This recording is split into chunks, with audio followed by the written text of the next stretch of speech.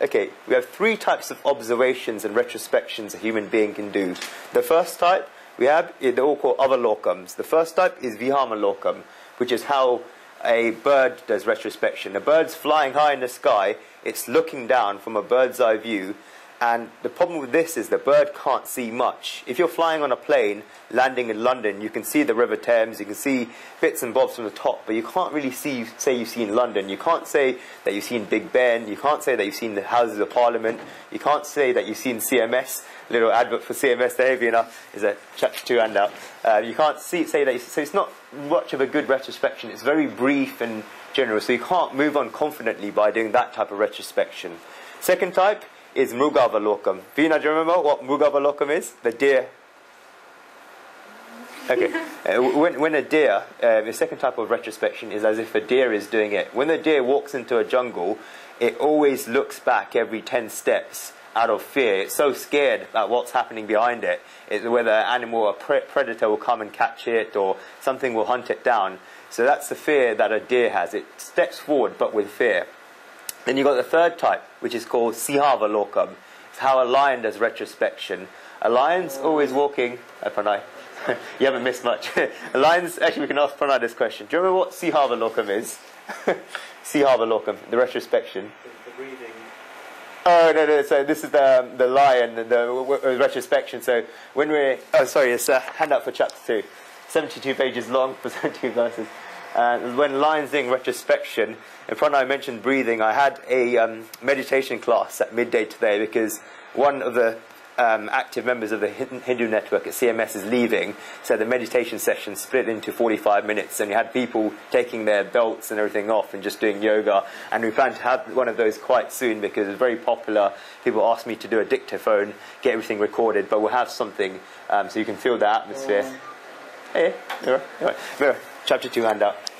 Okay, Sihavalokam is where it's retrospection as if a lion is doing retrospection. When a lion walks into the jungle, it takes 15 steps, but it looks back, not out of fear, and it doesn't look back quickly. It walks round, does a circle of where it walks, and comes back.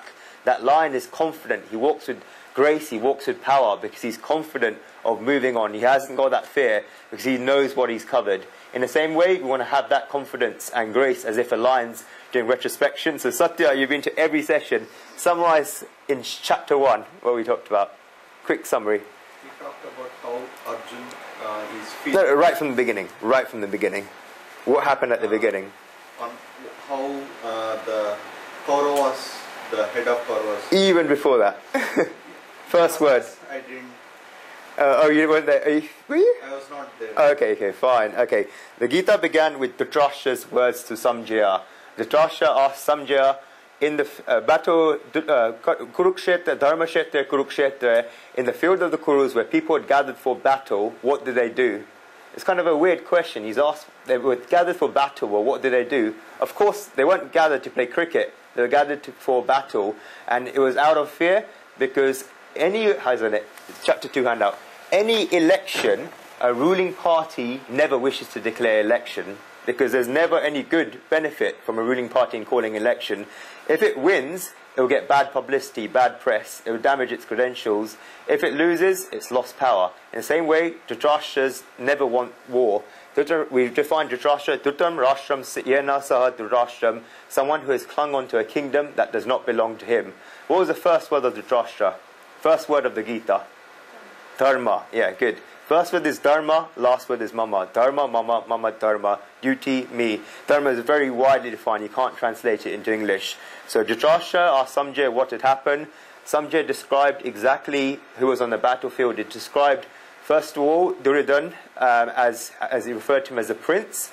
Duryodhana described the warriors on the Pandav side first, and then his side. Duryodhana got nervous, having seen the Pandav army, those fierce warriors. So to reassure him, Bhishma blew the conch, Guru Vruddha, the aged Guru, blew the conch to reassure Duryodhana.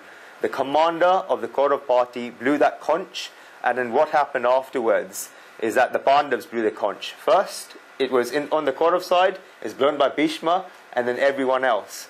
On the Pandav side, it was Sri Krishna, the charioteer, blew the conch. The lowest status of anyone in battlefield blew the conch, because the war was dharma for the Pandavas. It wasn't the ego. It wasn't the ruling person of the Pandav army was Drishtadyumna. He was the ninth to blow the conch. Even the order of the conches for the Pandavas wasn't in the right order of the age, or even in order of the valor. It was completely wrong order, because they didn't care about the ego. They didn't care who gets the credit. We're all in this together to fight for Dharma.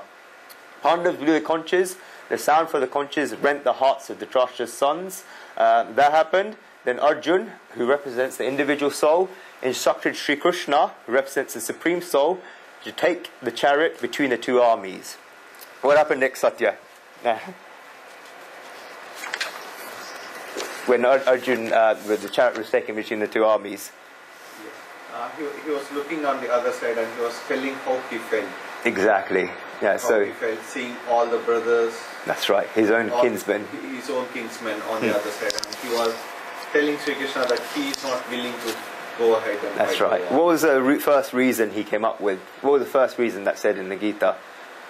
We are not fighting for the kingdom. Yeah, the kingdom, pleasures and victory. Slightly before that, he said he saw his own kinsman. See, in right before, in verse 20, Arjun had picked up his bow. He was ready. Verse 28, he put the bow down on seeing his kinsman. His skin was burning. He dropped his bow. His hairs were standing on end. If you ask this to anyone, they'll say straight away, this is low BP. But Sri Krishna knew that this wasn't a characteristic of the body. It was the mind where the issue lied. But Sri Krishna let Arjun speak. So the first excuse, whenever you're late for work, you come up with an excuse. I woke up late, I got on late on the tube, but the first excuse is always, I think your friend got bullied that time, but it's always the first excuse. He saw his own kinsman, he described the consequences of war, and in the last 5,000 years, every single war that has been there has had the same consequences. First of all, the women in the family are affected. What happens? Why are the women affected, Satya? Because there is less protection from them, because men go for battles. Yeah, it's not the weakness of women, it's the weakness of men. You see, all the wars that have taken place, in the Vietnam War, Vietnam have a big issue of, I don't want to say illegitimate children, because it's the parents that are illegitimate, not the children. The Vietnamese government has got a problem right now. They haven't got an identity. People haven't got an identity because so many children have been born without a father. Because what happened? Vietnamese men went out to war and they left the women behind, and wherever the American soldiers went, they carried out rapes. Same thing happened when Pakistan invaded Bangladesh in 1971. Over 1 million rapes took place. So the women are attacked first, and because of that, you have these children born, that those laws in the family that get passed down from generation to generations don't get passed down, because that father isn't there, it's just the mother, and that child that is born is from illegitimate parents that get the culture, the rituals, the family traditions don't get passed down. And what happens is that there's a destruction of the family takes place. Satya, go on after that.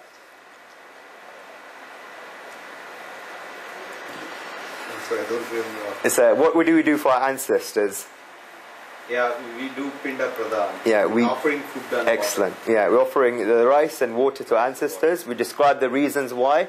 We described we said that when you see a child, a 5-year-old child, it's got no reason, hasn't been taught any words, no one's told it any jokes, but it just laughs for some reason. No, you could say it's talking with God, but that can never hold in a scientific debate. So, Sonik, what did we say? What was it proved by parapsychologists? What was proved? It's that young baby is receiving vibrations from ancestors in the last 5 generations. These ancestors, wherever they are doing good deeds, and hence those vibrations. Read the parapsychology books, are being received by that child. Even we, some days, we haven't won the lottery, nothing good has happened in our lives. We just feel good for some reason, and sometimes we just feel bad. It's because that communication we have with our relatives. And we explained how, by offering rice and water, it's that gratitude you've got, that gratitude for your relatives, your ancestors, because whatever you are, it's because of your ancestors. I gave the example in Guruji's life where a man said, my parents did nothing for me, my dad didn't leave me any knowledge, I'm a self-made man, I made my own money, my dad left nothing for me. Guruji told him, is it enough that he just left you in the world? So whatever we are, it's because of our ancestors. That offering of rice and water is for the ancestors, and once a year we can reflect that compared to our expectations that our ancestors had of us, have I met those expectations? So that's Very, very important. We also described how dharma gets passed down through generations. We described, what did I compare a child's mind to, Jay? What did I compare a child's mind to? It's like a horse. When you don't feed a horse hasn't been fed. The horse keeps walking, and the horse just picks up anything that's on the ground.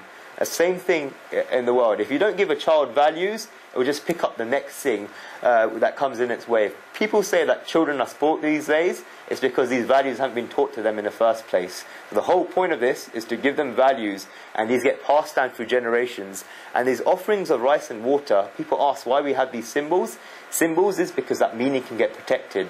Because after 10, 15 years of doing that same thing, people ask, why am I doing this? What's the reason behind this? And I gave the example in my life. I've been doing the Hanuman Chalisa for 10 years. So I achieved the material success I wanted, the dream job, age of 24. Then I started asking, why am I doing this? You ask the question, how long have I been in spirituality? Only less than 2 years.